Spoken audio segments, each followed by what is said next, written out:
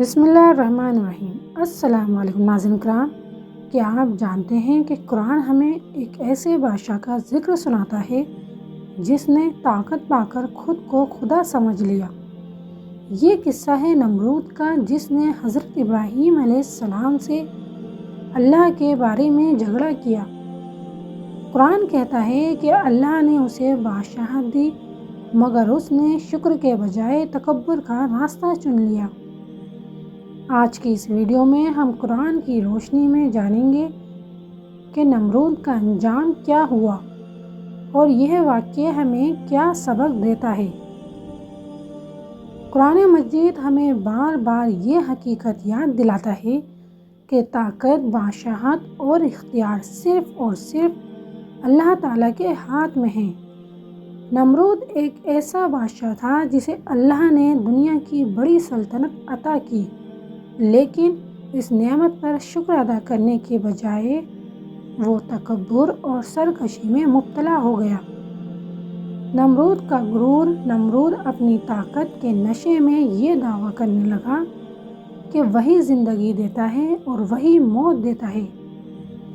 قرآن مجید میں اللہ تعالیٰ فرماتا ہے، کیا تم نے اس شخص کو نہیں دیکھا جس نے حضرت ابراہیم علیہ السلام سے اللہ کے بارے میں جھگڑا کیا، اسی وجہ سے کہ اللہ نے اسے بادشاہت دی تھی۔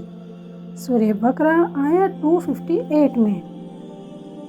یہی وہ نمرود تھا جس کا دل حق دیکھنے کے باوجود اندھا ہو چکا تھا۔ حضرت ابراہیم علیہ السلام اور حق کی دعوت۔ اللہ تعالیٰ نے حضرت ابراہیم علیہ السلام کو نمرود کے پاس بھیجا تاکہ وہ اسے توحید کی دعوت دے۔ حضرت ابراہیم علیہ السلام نے فرمایا، میرا رب وہ ہے جو زندہ کرتا ہے اور موت دیتا ہے۔ نمرود نے تکبر سے جواب دیا، میں بھی زندہ کرتا ہوں اور مارتا ہوں۔ اس نے 2 قیدی بلائے، ایک کو چھوڑ دیا اور دوسرے کو قتل کر دیا۔ حضرت ابراہیم علیہ السلام نے فرمایا، اللہ سورج کو مشرق سے نکالتا ہے، اگر تو سچا ہے تو اسے مغرب سے نکال کر دکھا۔ سورہ بقرہ آیت 258 میں۔ قرآن کہتا ہے، بس وہ کافر حیران رہ گیا۔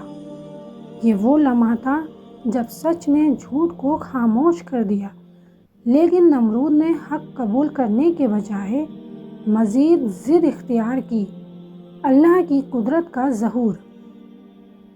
اللہ تعالیٰ نے لوگوں کو یہ دکھایا کہ طاقت کا معیار نہ فوج ہے، نہ ہتھیار اور نہ ہی سلطنت، بلکہ اصل طاقت صرف اللہ کی مشیت اور قدرت ہے۔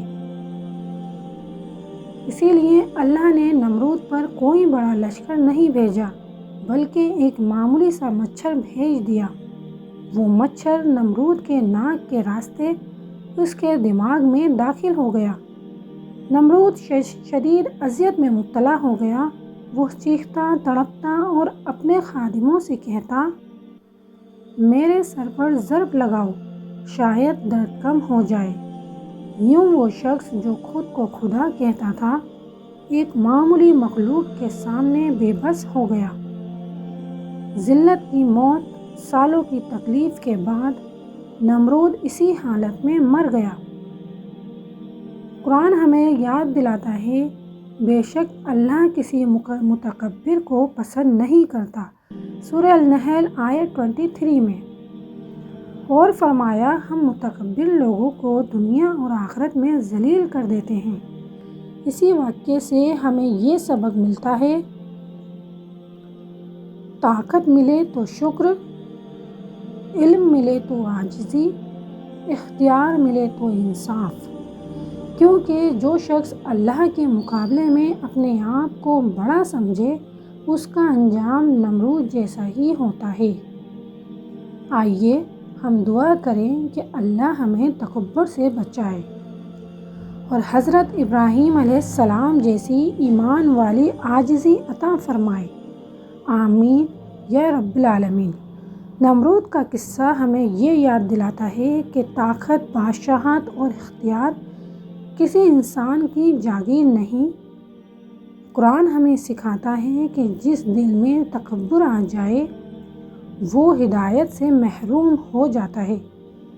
نمرود کے پاس سب کچھ تھا لیکن ایمان نہیں تھا، اور حضرت ابراہیم علیہ السلام کے پاس صرف ایمان تھا مگر اللہ ان کے ساتھ تھا۔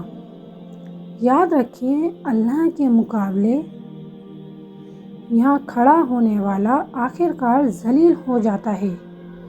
آئیے ہم دعا کریں کہ اللہ ہمیں تکبر سے بچائے، عاجزی عطا فرمائے اور حق کو پہچاننے والا دل دے۔ بے شک اللہ متکبروں کو پسند نہیں کرتا۔ اگر یہ ویڈیو آپ کے دل کو چھو جائے تو اسے شیئر کریں اور قرآن سے جڑی ایسی ہی سبق آموز قصے کے لیے چینل کو سبسکرائب کریں۔ اللہ ہم سب کو حق سمجھنے اور اس پر عمل کرنے کی توفیق عطا فرمائے۔ اللہ ہمیں تکبر سے بچائے، آمین یا رب العالمین۔ ملتے ہیں نیکسٹ ویڈیو میں، تب تک کے لیے اللہ حافظ۔